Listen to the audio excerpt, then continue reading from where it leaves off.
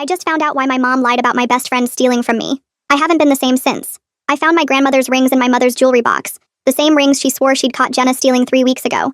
I called Jenna immediately and she drove over sobbing with relief that I finally knew the truth. Now we stood in my mother's kitchen confronting her together. How could you destroy our friendship over a complete lie? I asked while Jenna stood beside me shaking with rage. I didn't want to tell you the real reason, my mother said. I was trying to protect you from knowing what she really is. But now that you've brought her back here, I don't have a choice. My mother revealed she'd found Jenna's purple diary full of detailed sexual fantasies about my father. Pages describing what she wanted him to do to her, how she watched him sleep during our sleepovers, how she smelled his pillow when we were gone. She'd written about stealing his underwear from the laundry and touching herself in their bed when we were at work. Jenna's face went from pale to bright red as she screamed that it was private, that everyone has fantasies, that she was 19, and thoughts weren't illegal. Her voice got higher with each word. But that's not why I had to end your friendship 3 weeks ago, my mother continued. She explained she'd found her sleeping pills dissolved in my protein smoothie last weekend, the one Jenna had made me after our workout. She'd saved what was left and had my blood tested at urgent care. It came back positive for Ambien, not the melatonin Jenna would claim. She had footage from our nanny cam showing Jenna in their bedroom at 3 a.m. Friday night, standing over my father's bed in just her underwear. Every sleepover for the past 3 months. You spiked her drinks and then went to watch him sleep, sometimes for hours. Jenna was backing away now, her whole body trembling as she insisted my mother was lying, that she was framing her out of jealousy. Her hands shook violently as she grabbed my arm desperately, her nails digging into my skin. My mother then revealed she'd found dozens of pictures on Jenna's phone when she'd left it here last month. Photos of my father sleeping taken from different angles, some where she'd pulled down his sheets to expose his chest, others where she was visible in the frame touching herself. I jerked away from Jenna in disgust, feeling bile rise in my throat. He wanted me to, Jenna shouted. He came on to me first, at your birthday party 2 years ago. She was crying hysterically now, mascara streaming down her face as she claimed my father had cornered her in the garage, told her she was prettier than me, that he thought about her constantly, that he wished he'd met her first. My father walked in from the garage right then, still in his work clothes with grease under his fingernails, stopping dead when he saw all 3 of us staring at him. Jenna begged him to tell the truth about what he'd said, about the pictures he'd supposedly begged for, about the promises he'd made. My father just stared at her, then at my mother, then at the floor, saying he didn't know what she was talking about, but his hands were clenched into fists at his sides. You're lying, Jenna screamed, spit flying from her mouth. She insisted he'd promised they could be together once I went to college, that he'd texted her every night for months, that he'd said he loved her. My father denied it but still wouldn't look at anyone. His voice wavered when he said there was nothing to check on his phone, no hidden folders, no deleted messages. You kissed me in the garage at her party. You pushed me against the wall. You said you'd never felt this way. I was at the party, but I never— Stop lying! Jenna cut him off, her voice raw from screaming. My mother stared at my father with ice in her voice. Is any of this true? He said Jenna was clearly disturbed, pointing to the diary, the pills, the pictures as evidence of her delusions. But when my mother asked if he'd encouraged her in any way, the kitchen went completely silent except for the coffee maker gurgling. My father's jaw clenched and unclenched, but he said nothing. Jenna turned to me, mascara-stained face desperate, begging me to believe her. 15 years of friendship, she said. I knew who she was. We'd been through everything together. But all I could think about was every sleepover we'd had. Every time I'd felt strangely tired after she made me drinks. Every morning I'd woken up feeling wrong without knowing why. And my father, still silent, still staring at the floor like a guilty man. Did you really put something in my drinks? I asked. Your mom spiked your drink to frame me. Can't you see what she's doing? She found out about your dad and me, and this is her revenge. My mother held up lab results from a certified lab showing prescription sedatives in my blood. Jenna insisted my mother could have easily slipped me those pills herself and blamed her, that she had access to all my drinks too. I looked between my mother and my best friend of 15 years, then at my father who still wouldn't meet anyone's eyes. I didn't know who to believe anymore. My legs wouldn't move and my mouth felt full of cotton while Jenna grabbed my shoulders and shook me hard. Say something, she screamed in my face. Her spit hit my cheek, but I just stood there frozen. My mother kept the lab results steady in her hand like a weapon. My father shifted his weight from one foot to the other near the garage door. His work boots made soft scraping sounds on the tile. Jenna's sobbing got louder and more desperate. She kept begging me to believe her, to remember all our years together, to see through my mother's lies. Her fingers dug into my shoulders through my shirt. Then something snapped in her face and she shoved me backward hard. She spun around and ran for the front door, her elbow catching a kitchen chair and sending it crashing to the floor. The sound made me jump. My mother moved fast toward the phone on the counter. We need to call the police right now, she said. My father mumbled something about needing air and slipped back through the garage door. It clicked shut behind him. My knees gave out and I dropped into the nearest chair.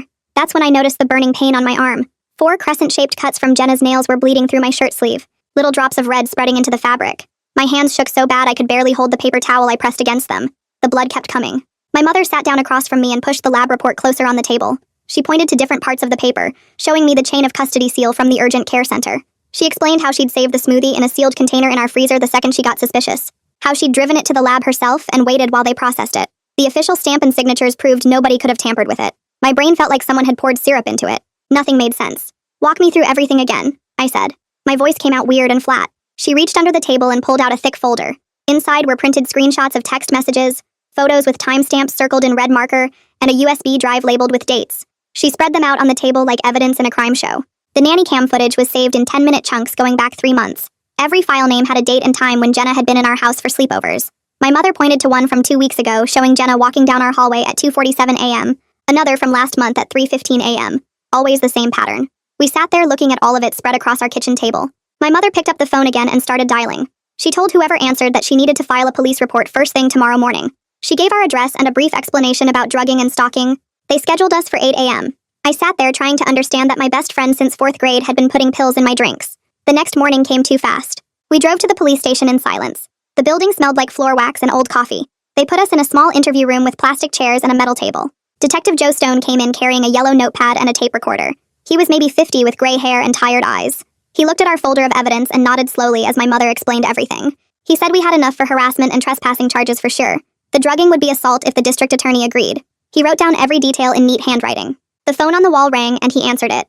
Ann Reddy from the urgent care center was calling to verify the lab results. She gave him the exact collection time and testing protocols they'd used. She confirmed the chain of custody was intact and the results were real. The detective added all her information to his notes. He said he'd need to interview my father separately. That afternoon, I found my father in the garage working on his truck, even though nothing was wrong with it. We need to talk, I said. He kept his head under the hood and said there was nothing to talk about. He insisted nothing really happened with Jenna, but his hands shook when he pulled out a cigarette and tried to light it. He dropped the lighter twice. His eyes stayed fixed on the engine like it held all the answers. Look at me, I said. He wouldn't. That night, I sat at my desk with a notebook and started writing down every time I'd felt weird after Jenna made me something. The protein shake after our workout 2 weeks ago. The hot chocolate during movie night last month. The smoothie she'd brought me after my run 3 weeks back. The pattern went back exactly 3 months. Always Friday or Saturday when she slept over. Always drinks she made special just for me. Always waking up the next morning with my head full of fog and my body feeling heavy and wrong. The next morning, my mother was already up making coffee and laying out more evidence folders on the kitchen table when I came downstairs. She started talking immediately about hiring a private investigator and getting a lawyer and installing more cameras around the house. I told her I needed some space to think about everything myself. She kept pushing, saying we needed to move fast before Jenna could destroy any more evidence. We went back and forth for 20 minutes until I finally said she could handle the evidence stuff, but I needed to focus on keeping myself safe. She agreed, but I could tell she didn't like giving up control. That afternoon, my phone buzzed with a voicemail notification from an unknown number. It was Jenna crying, so hard I could barely understand her words. She kept saying my mother was jealous and twisted, and that she had things to tell me about my father that would change everything. The message went on for 3 whole minutes with her begging me to meet her somewhere private. My hands shook as I took a screenshot of the notification. I wanted so badly to call her back and demand she explain everything, but I forced myself to block the number instead. I saved the voicemail file to send to Detective Stone later. 3 days after the kitchen confrontation, Detective Stone came by to collect the nanny cam memory card.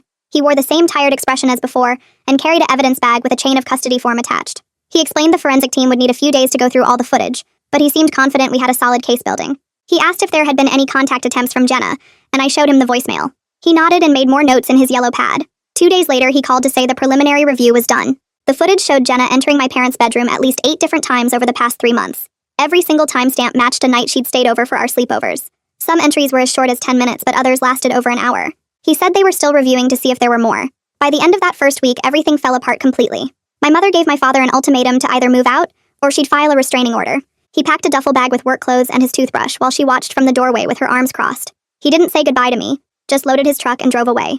The house felt wrong without him there, even though I was still angry about everything. His coffee mug sat unwashed by the sink for days. That weekend, my mother sat me down in the living room with a cup of tea. She explained she'd actually found Jenna's purple diary 2 months ago while cleaning my room for laundry. She'd been investigating quietly since then, gathering evidence without telling me because she didn't want to humiliate me without solid proof. She'd installed the nanny cam 6 weeks ago after reading the diary entries. She'd started paying attention to when I felt sick after sleepovers. She'd been building a case file in a locked drawer in her bedroom. Meanwhile, my father was sitting in his motel room going through his phone. He deleted old text messages one by one, cleared his search history, and removed photos from hidden folders. His hands moved fast like he was racing against time. He knew something might surface during the investigation, and the fear of it kept him awake, staring at the water-stained ceiling. He chain-smoked cigarettes and jumped every time his phone rang. Across town, Jenna sat in her apartment writing in a brand new diary with a black cover. She wrote page after page about how what she and my father had was real love and not some sick obsession like everyone was saying. She described how my mother had poisoned everyone against their destiny together. She drew hearts around his name and wrote about the promises he'd made to her. She convinced herself that once the truth came out, everyone would understand. During the second week after everything exploded, I had my first appointment with Yvette Howell. Her office was in a small building downtown with beige walls and a white noise machine in the waiting room. She specialized in betrayal trauma and had gray hair pulled back in a bun. She asked me to describe how I'd been feeling since the confrontation. I told her about the weird floating sensation I'd had, like I was watching everything happen from outside my body. She nodded and explained this was called dissociation, and it was my brain's way of protecting me from overwhelming emotions. We spent the whole hour just talking about that feeling and ways to ground myself when it happened. She gave me exercises to try, like naming 5 things I could see, 4 things I could touch, 3 things I could hear. The appointment left me exhausted, but also relieved to have a name for what I was experiencing. Detective Stone called that afternoon to say he'd arranged for a forensic analyst to look at my phone and my father's if we could get it. Safia Webb worked out of a small office downtown and had me sign a bunch of forms before she cloned my phone onto her computer. She plugged it into this black box thing and told me the software would search for deleted messages, hidden apps, anything that might show contact between Jenna and my father. The whole process took about an hour of me sitting there watching progress bars move across her screen while she explained that recovery could take a few days depending on what was buried in the data. My mother was going through the medicine cabinet when I got home, counting pills and checking dates on all the bottles. She held up her Ambien prescription and showed me it was short by exactly 10 pills, the same number of times I told her I felt weird after hanging out with Jenna. Her hands shook as she dumped the remaining pills into this metal lockbox she'd bought at the pharmacy on her way home from work. She installed it on the top shelf of the bathroom cabinet and set a code only she knew, then went through every other medication we had and locked those up too. Meanwhile, my father was having his own problems at work according to a text from his coworker who knew our family. He'd been showing up late almost every day since moving to the motel, and people were starting to notice he looked rough and distracted. His supervisor had already pulled him aside twice to ask if everything was okay, and my father just mumbled something about personal issues. The coworker said the supervisor made a note in my father's file about his performance dropping, and that another warning would mean a formal review. 3 days later, Detective Stone called to say my father had agreed to come in for a formal interview, and asked if I wanted to watch from the observation room. I drove to the station with my stomach in knots and sat in this small dark room with a one-way mirror looking into the interview room. My father walked in wearing the same wrinkled work shirt I'd seen him in days ago and sat down across from Detective Stone, who offered him coffee and asked if he wanted a lawyer present. My father said no to both and just stared at his hands folded on the metal table. Detective Stone started with basic questions about how long he'd known Jenna, and my father gave these short, vague answers about her being my friend since we were kids. When the detective asked about the birthday party 2 years ago, my father said he remembered the party but not any specific conversation with Jenna in the garage. Detective Stone pushed harder, asking if there was ever any physical contact, any messages, any encouragement of her feelings. My father kept saying variations of, "I don't recall," and "not that I remember," which made him look guilty as hell even to me. The detective showed him printed screenshots from Jenna's diary, and my father's face went pale, but he still insisted she must have made it all up. When Detective Stone tried to get Jenna to come in for her side of the story, she refused through her lawyer and said she'd only talk if granted immunity. Instead, she sent me this encrypted email through some secure app talking about promises my father had made to her, and how she had proof he'd initiated everything. I forwarded it straight to Detective Stone without even reading the whole thing, because seeing her name in my inbox made me want to throw my phone across the room. Safia Webb called 2 days later saying she'd found something interesting in my father's iCloud backup that had synced before he deleted stuff from his actual phone. She'd recovered fragments of text messages from 3 months ago between him and an unsaved number that turned out to be Jenna's. Most were corrupted, but she pulled out 2 clear ones where my father wrote, "We can't do this," and another saying, "Don't text me here," which proved at minimum that some kind of communication had happened. She said she was still working on recovering more, but these were enough to show contact existed. My next therapy session with Yvette was brutal, because I spent the whole hour crying about losing my best friend, and my trust in my father at the same time. She had me do this exercise where I wrote down what each of them was responsible for, versus what I was blaming myself for, helping me see that their choices weren't my fault, even though I kept thinking I should have noticed something was wrong. That weekend, I decided to go through old photos from my birthday party 2 years ago to see if I could spot anything weird. I uploaded them all to my laptop and went through them one by one, making notes of who was in each shot and when they were taken based on the timestamps. After about an hour, I noticed this 20-minute gap where neither Jenna nor my father appeared in any pictures, even though everyone else was there. My stomach dropped as I checked and rechecked, but they were both missing from every photo during that window. The metadata showed more specifically that they were both absent during the same 8-minute period, when the timestamps showed everyone was out in the backyard for the cake cutting. The garage would have been completely empty then since everyone was outside singing happy birthday to me. I felt sick thinking about what might have happened while everyone was focused on me blowing out candles. My neighbor knocked on our door the next morning saying Detective Stone had asked her about any security footage she might have from the past few months. She mentioned her driveway camera had caught Jenna's car pulling up to our house at weird hours several times last month when we weren't home. She'd thought it was strange, but figured Jenna was just picking something up or dropping something off since we'd been friends forever.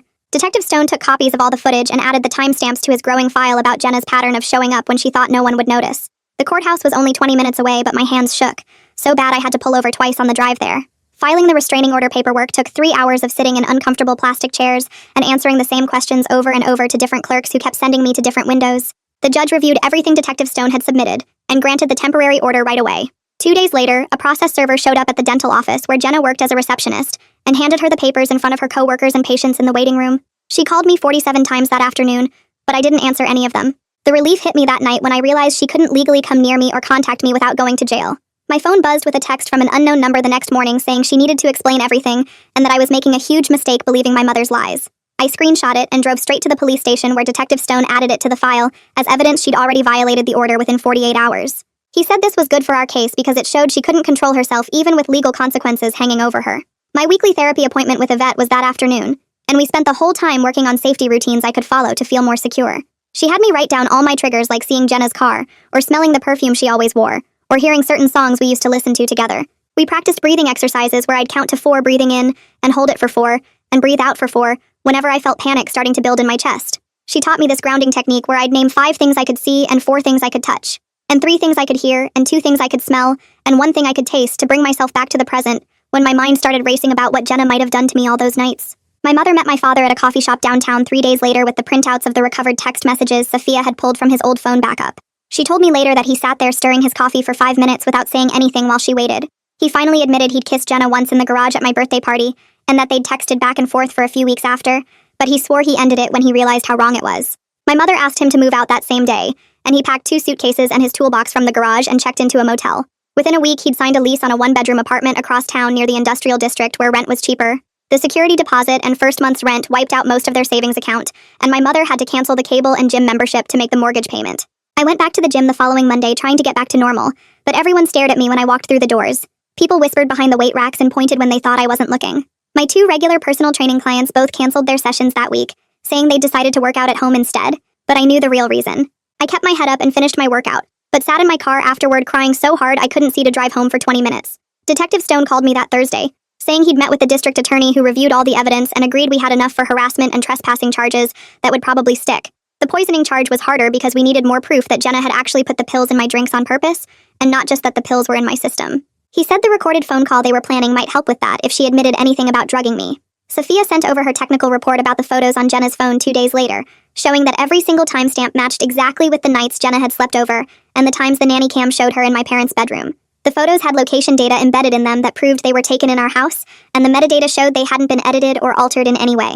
Anne from Urgent Care overnighted an official letter with all the chain of custody documentation for the blood test and smoothie sample my mother had brought in. She included the lab certification showing they were an accredited facility and outlined their testing procedures and how they'd maintained the samples properly. Each new piece of evidence made everything more real, and my stomach hurt constantly thinking about how many times Jenna had violated our trust. That Saturday morning, I woke up to my phone buzzing nonstop with notifications from friends asking if I'd seen what Jenna posted online. She'd written this long story on social media about being falsely accused and harassed by a jealous family who couldn't accept that someone had genuine feelings. She didn't use our names, but anyone who knew us would know exactly who she meant.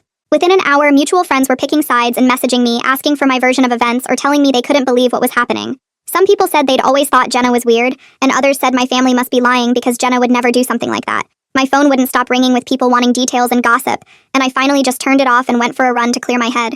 My legs burned as I pushed myself harder around the neighborhood loop, trying to outrun the mess my life had become. When I got home, Yvette called asking if I wanted to move our session up since she had a cancellation that afternoon. I drove to her office still sweaty from my run and collapsed onto her couch explaining how everyone online was picking sides and demanding details. She pulled out a worksheet about harm reduction, and we went through each social media platform, discussing the emotional cost versus benefit of staying connected. Her pen scratched across paper as she wrote down my answers about feeling attacked every time I opened an app. We decided together that deactivating everything would give me space to heal without constant judgment from people who didn't know the full story. I sat in her office using my phone to systematically shut down each account while she watched and reminded me this wasn't running away, but choosing peace. The relief was instant when the notifications finally stopped buzzing. 2 days later, I found a thick envelope shoved under my apartment door with my father's handwriting on the front. Inside was a 3-page letter written on yellow legal pad paper, where he admitted to crossing boundaries with Jenna without making excuses. He wrote that he'd failed as a parent and understood if I never wanted to speak to him again. The paper was wrinkled in spots like he'd been crying while writing it. He acknowledged the harm he'd caused our family, and said he was starting therapy to understand why he'd made such terrible choices. There was no request for forgiveness, just acknowledgement of what he'd done wrong. I folded the letter and put it in my desk drawer, not ready to process it yet. Detective Stone called the next morning saying he'd arranged a recorded phone call between my father and Jenna to potentially get more evidence. He wanted me at the station while it happened in case we needed to adjust strategy based on what she said. I sat in a small observation room watching through glass as my father sat at a metal table with recording equipment while the detective dialed Jenna's number. My father's hands shook as he held the phone and followed the script the detective had given him about wanting to talk things through. Jenna's voice came through the speakers immediately aggressive, demanding to know why he was calling after denying everything. He stayed calm and said he felt bad about how things ended and wanted to understand her perspective. She started crying and talking about how she'd given me what she called the blue ones whenever she wanted quiet time with him. The detective's eyes widened and he scribbled notes as she described crushing up pills and mixing them into my drinks. She said she only did it so they could have privacy without me interrupting their special moments together. My stomach churned hearing her admit so casually to drugging me like I was just an inconvenient obstacle to remove. The detective gave my father a thumbs up to keep her talking while the recording captured every word. She went on about how my father had promised they'd be together once I was asleep, and how she'd wait for the pills to work before going to his room. When the call ended, Detective Stone said that admission about the Ambien was huge for building the criminal case against her. He immediately called the district attorney who'd been waiting to hear if we'd gotten anything useful from the recorded conversation. Within 3 days, the district attorney's office prepared formal charges for harassment, trespassing, and unlawful surveillance based on all our evidence. The poisoning charge would remain under review while they transcribed the recorded call and verified the admission met legal standards for prosecution. The paperwork was thick with detailed counts of each violation, including dates and times from the nanny cam footage. A week later, Detective Stone called to say Jenna's parents had hired a lawyer who was already reaching out about a possible plea deal. They wanted her to get counseling instead of jail time, and were willing to have her plead to lesser charges if we'd agree. The lawyer sent over a proposal that included mandatory therapy, community service, and extended probation in exchange for dropping the more serious charges. I met with the prosecutor who explained our options and said we had strong enough evidence to push for jail time if we wanted. The decision felt impossible because part of me wanted her punished, but another part just wanted this nightmare to end. My father asked to meet with me the following week and suggested having Yvette present as a mediator to keep things productive. We sat in her office on opposite sides of the room while I laid out strict boundaries for any future contact between us.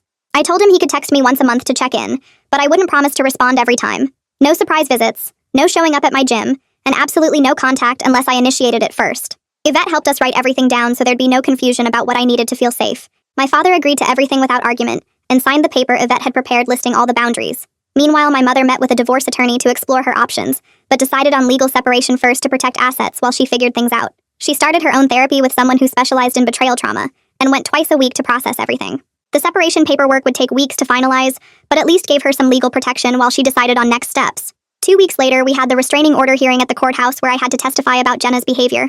The judge reviewed all the evidence, including the photos, the drug test results, and the transcript of her admitting to drugging me. She granted a 1-year restraining order requiring Jenna to stay at least 500 feet away from me at all times. The order also mandated that Jenna surrender all photos and recordings she had of my father and undergo court-ordered counseling.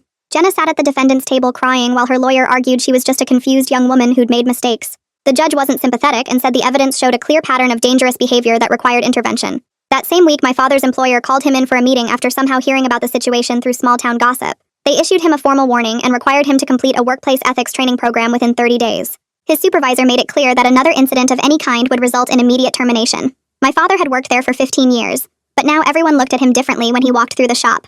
3 weeks later, the prosecutor called to say Jenna had started her court-mandated therapy sessions, and her therapist had already reached out about concerning patterns. The therapist explained during a conference call that Jenna spent the entire first session describing how she would watch my father sleep, calling it romantic when it was clearly obsessive fixation behavior that needed serious intervention. That same afternoon, our neighbor from 2 houses down knocked on our door holding a USB drive with security footage from the past 6 months. She'd noticed Jenna's car parked down the street at weird hours, and her motion-activated camera had caught Jenna walking past our house at least 15 times between midnight and 4 in the morning. The prosecutor said this gave them probable cause for a search warrant, which the judge signed within 2 days.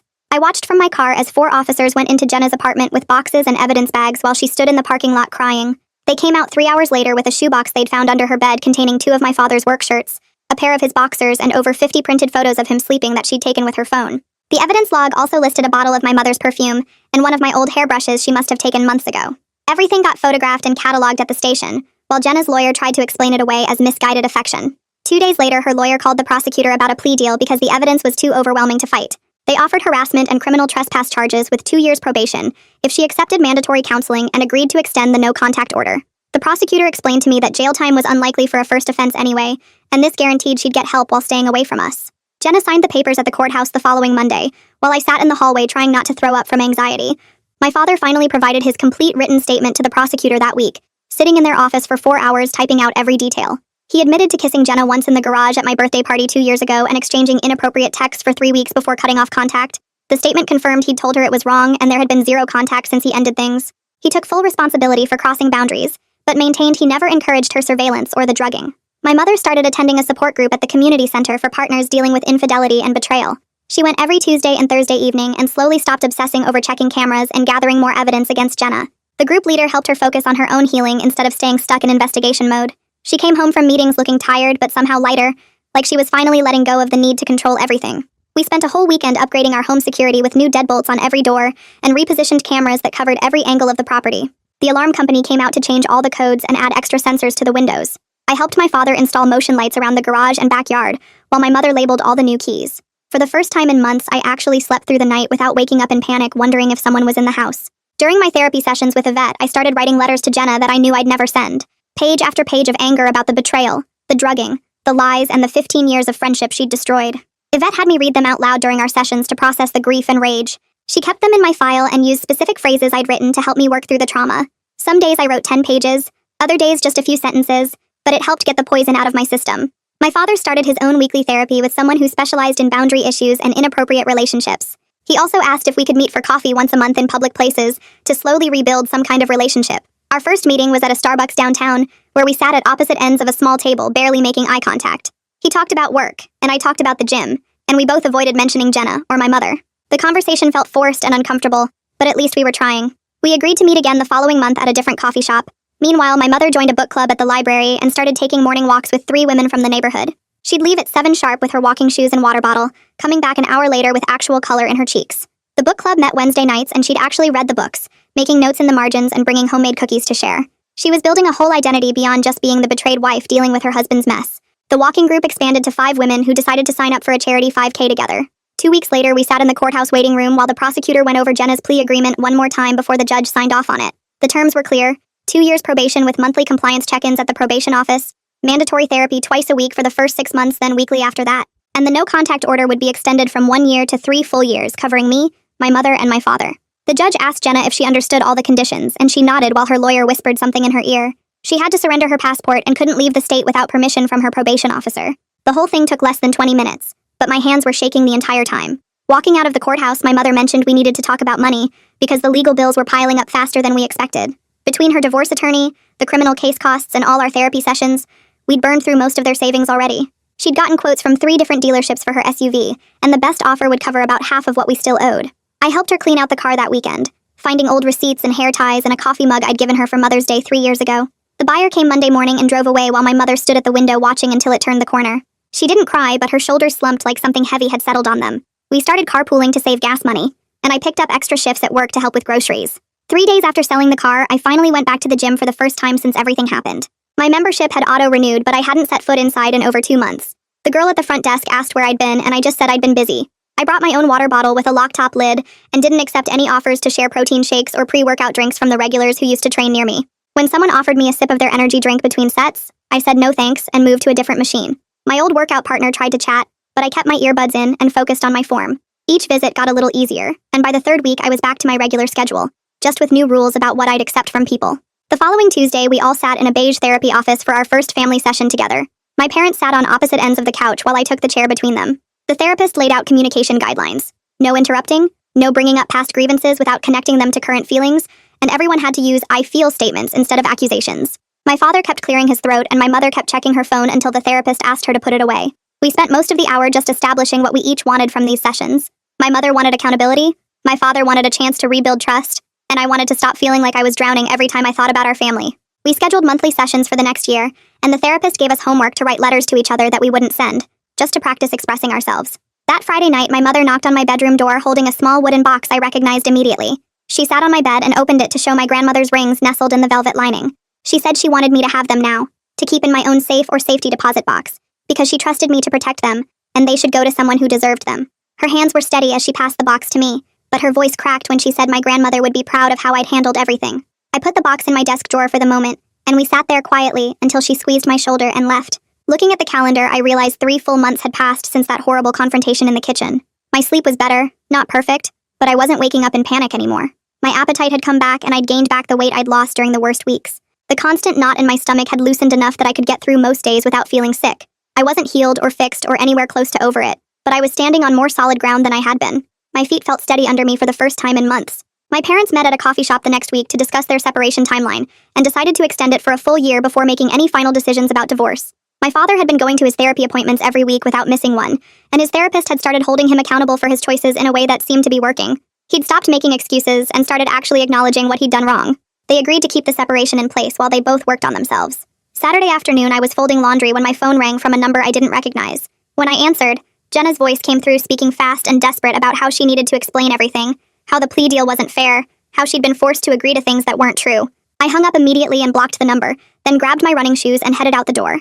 My legs felt strong as I ran the 3-mile loop around our neighborhood, my breathing steady and controlled, my body doing exactly what I told it to do without any chemicals making me fuzzy or weak. All right, that's all from me today, folks. Thanks for letting me poke around and throw some questions out there with you all. It's always fun hanging out like this. Subscribe for more content like this.